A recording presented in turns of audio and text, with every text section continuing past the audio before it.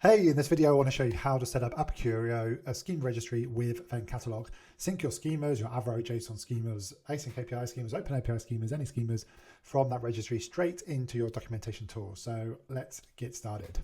So the first thing I have on my machine is just local. At the moment I have this Apicurio registry, and as you can see here we have the various things going on. So we have different groups, as just example data. And as you can see here inside the groups, I have various different schemas. So I have JSON schema, Open API, Async API. I have Avro, Protobuf, and things like that. When I click on one of these schemas, you can see that I have multiple different versions of the schemas. So there's a lot of information inside of this schema registry. So what I'm going to do now is go to EventCatalog. I've created a new EventCatalog, and what we're going to do is use the plugin to pull in these schemas and match them against the catalog. So let's head over to the code. And as you can see here, we have the EventCatalog folder. This is my new catalog. I have a catalog config file. Every catalog comes with this config file. And then down here, if I zoom in for a minute, we have this generators. Now the generators, if you're not familiar, these are ways the catalog will use the plugin system to be able to auto-generate some of this stuff for you. So the whole idea, what we're going to do here is we're going to take our schemas from Apicurio schema registry and sync them with our documentation. So what I'm doing here is I'm specifying this is the plugin which I have installed on this EventCatalog already, and we give it the registry URL. So in your case, this will be a hosted registry URL. You can use tokens and things to verify. That's all in the documentation.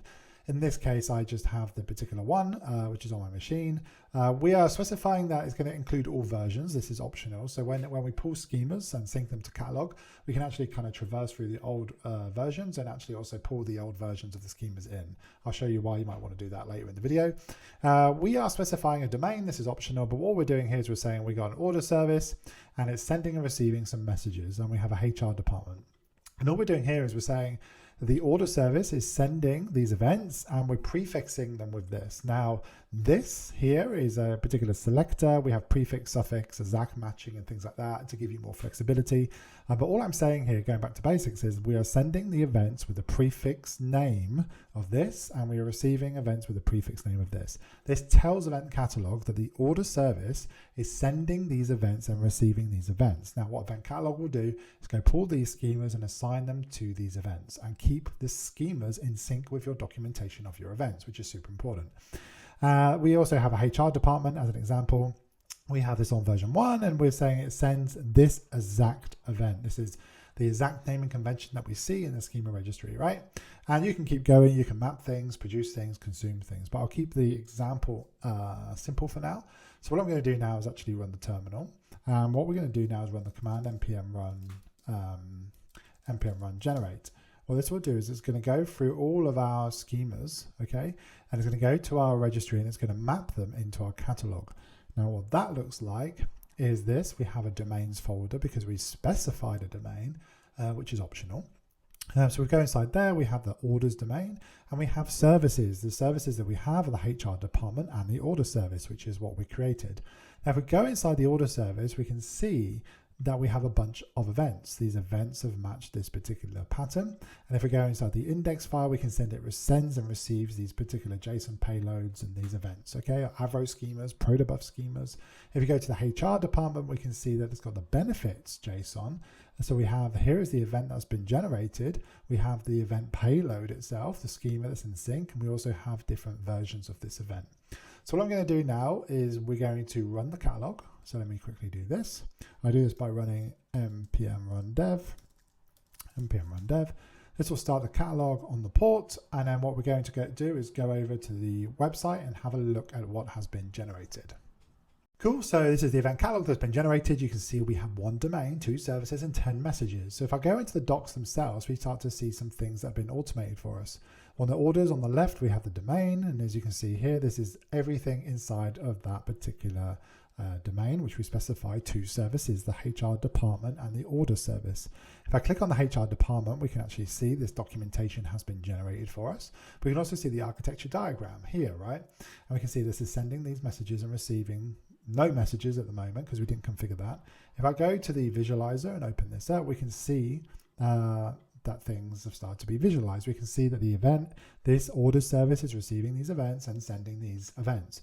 What we have done here is we've told EventCatalog that this service is actually sending these particular events and receiving these events, right? So what we can do is right click on these and go inside the event, and we can see the representation of this event. Go down and we can actually start to see the schema. So we can see the schema of this event is this one as an example. We can use the left hand side here, the order service receives event. Let's go to the Avro schema, and it also receives this event. We can go down, we can see the schema properties. We can kind of filter the schema and all sorts of things. We can download it, view it in the thing, and we can also go back and forward between old versions of the schema, right? Because we have set all to include all versions to be true. So that gives us everything that we need. Now, why this might be cool is because we also have the Schema Explorer. So this allows you to explore and find any schemas in your architecture.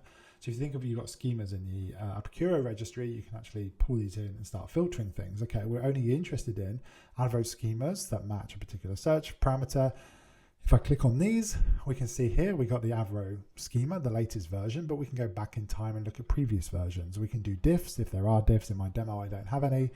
We can also use the schema filtering capabilities. We can get API access to the schemas if we want them for whatever reason in EventCatalog, and all sorts of things. We can copy it, download it, and things like that. So it's just another way of finding the information that you need and discovering the information against documentation. Other things you might be interested in is the documentation itself, like is markdown files, if I go back to the code.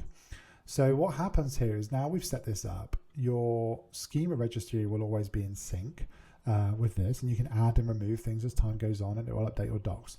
Now, what you might also want to do is go inside the docs, and you might want to update things, right? And add information about your schemas or your events or business requirements or context or domain context or subdomain or boundaries and all this kind of stuff. And you can use EventCatalog to actually document these things as much as you want. And when you rerun the generator next time, the markdown and the information is persisted, but your schemas are kept in sync. When your version changes inside of your registry, the versions will change in EventCatalog, but your documentation is kept in sync, right? So what this allows you to do is your teams that are using your registry can use them as they are today.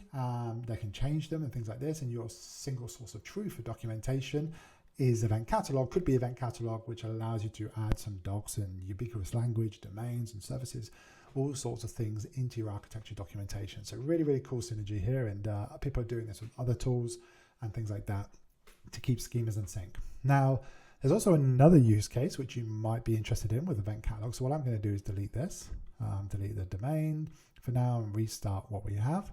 So let's just rename this to backup. I'm going to take this off and I'll show you a new example. So Apicurio Schema Registry also allows you to document async API files and open API files. Now, EventCatalog already has integrations with these specifications. So what you can do is mix the two.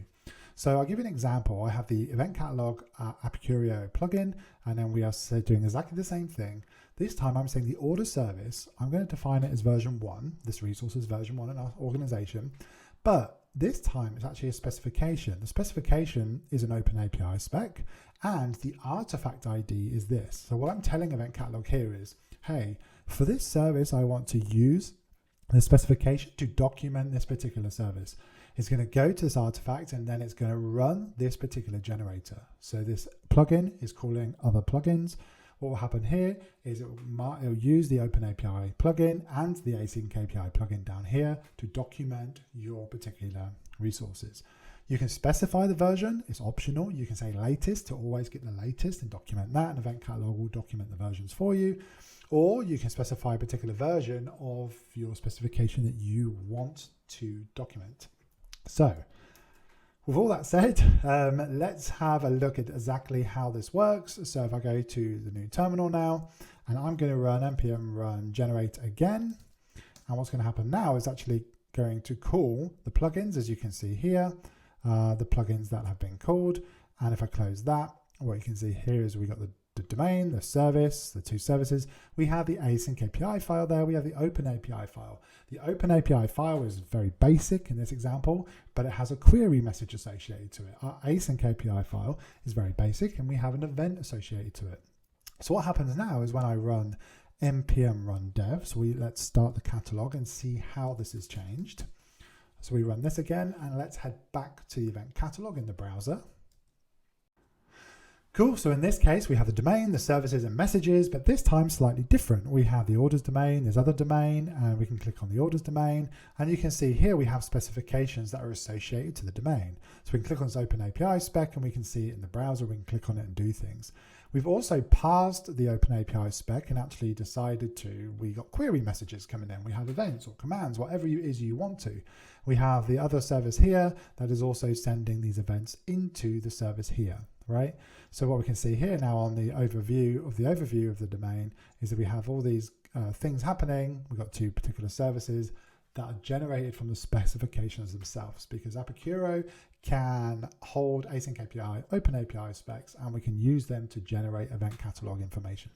So there's various different kind of patterns and things you can do with like filtering, suffix filtering, prefix filtering, matching schemas to documentations, async API, protobuf, JSON schemas, all sorts of things. The easier things to get started is to go to eventcatalog.dev, which you can see here, and then have a read in the documentation, click on the integrations, click on the Apicurio one, and get started. If you have any questions at all about this plugin, you can always find me and the team on Discord, and you can ask us any questions that you want. But if you've made it this far, thank you so much for watching. If you have any questions, leave them in the comments or, as I said, on Discord. And I hope you find this plugin useful. If you have any feature requests, let us know. If you have any problems, let us know. Thanks for watching.